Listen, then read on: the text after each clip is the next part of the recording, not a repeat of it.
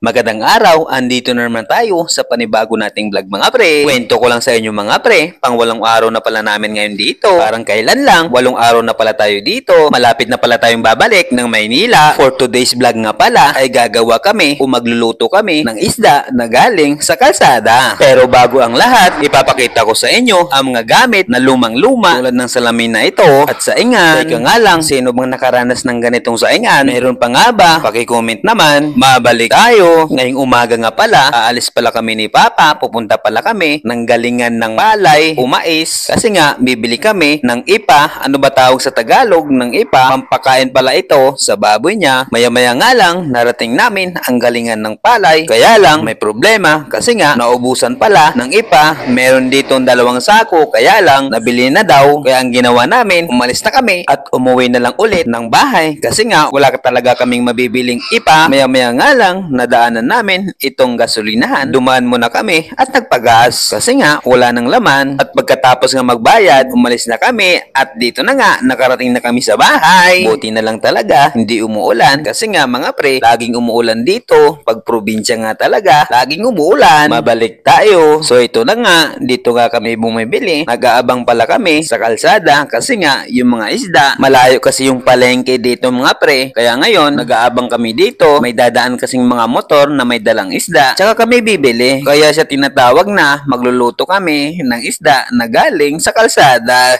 At kumuha na rin ako ng talbos ng kamote at malunggay. Nang sa ganon, masarap ang lutong may sabaw ng isda. Ang isda palang binili namin, tawag nga pala ito dito sa kanila, is bilong-bilong. Sa inyo mga pre, anong tawag sa ganitong isda? Paki-comment naman. Napansin ko ang anak ko dito, biglang lumapit sa kanyang nanay at ito ang ginawa, kalabit ng kalabit. Siguro may ipapagawa. Sige nga, tingnan ko nga mga pre. Nga pala, magpapatimpla pala ng dede niya.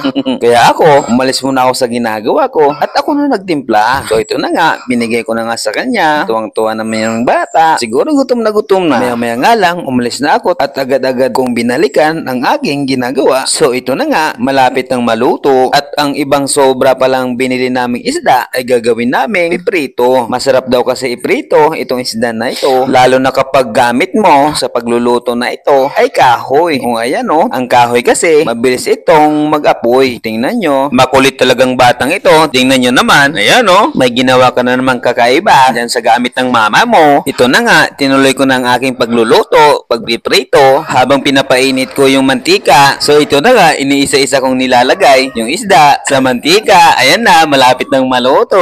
Pagkaluto nga pala nito, agad-agad naman kaming kakain. So dito lang mga pre, bye-bye na po. Maraming salamat sa mga nanonood. Sana matapos po ninyo.